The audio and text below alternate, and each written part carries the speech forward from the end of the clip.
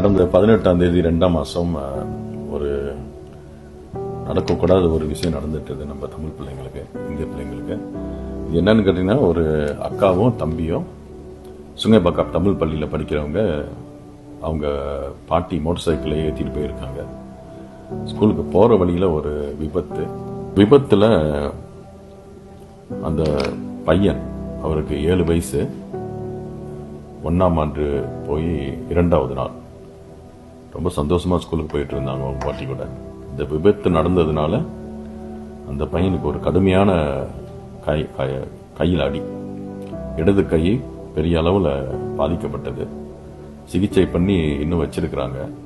அதே நேரத்தில் அவங்க அந்த பையனோட தங்கச்சி 5 வயசு தான் ஆகுது அவங்களுக்கு. அவங்க பாலர் பள்ளி போய் 2வது நாள்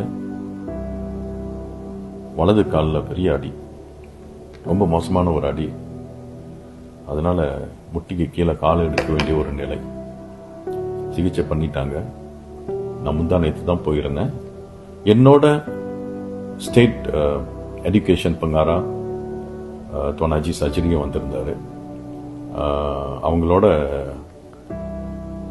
பள்ளியின் தலைமை ஆசிரியர் மேடம் சந்திரவதனி மற்றும் இந்த பிஐபிஜியும் வந்திருந்தாங்க.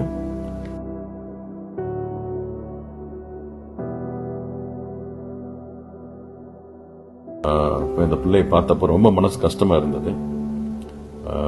ஏதாச்சும் ஒரு லாங் டேர்ம் சொல்யூஷன் உங்களுக்கு பார்க்கணும் அப்படின்ட்டு என்ன ஒரு முடிவு பண்ணோம்னா, தலைமை ஆசிரியர் பிஐபிஜியோட கூடி ஒரு அக்கௌண்ட் நம்பர் திறந்துட்டாங்க.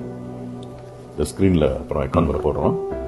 அந்த அக்கௌண்ட் நம்பர் வந்து ஒரு பிஐபிஜியோட அக்கௌண்ட் நம்பர். ஒரு 3 மாசத்துக்கு யாரு டொனேஷன் கொடுக்கணும்னு நினைக்கிறாங்களோ அந்த பிள்ளைங்களுக்கு அந்த அக்கௌண்ட்ல போட்டுருங்க. ஃபுல் பொறுப்பு ஹெட் மாஸ்டரும் பிஐபிஜி எடுத்துக்குவாங்க. அந்த 3 மாசத்துக்கு பிற்பாடு அந்த பணம் எங்க போய் சேரணுமோ அவங்க பொறுப்பா அங்க சேர்த்துருவாங்க. அந்த பிள்ளைங்களுக்கு வருங்காலத்துல பயன்படுற அளவுக்கு, அதாவது பினாங் மாநிலத்தில் எல்லா தமிழ் பள்ளிகளும் எங்க தமிழ் பள்ளி சிறப்பு குழு கீழே தான் இருக்குது. அதனால எங்க தமிழ் பள்ளி சிறப்பு குழு மூலியமாக தலைமை ஆசிரியரோடையும் மற்றும் அந்த பிஐபிஜி கூடயும் பெற்றோர்கள் ஆசிரியர் சங்கத்தோடவும் கண்டிப்பா இந்த பிள்ளைங்களுக்கு செய்ய வேண்டியதை நாங்கள் செய்வோம். நன்றி, வணக்கம்.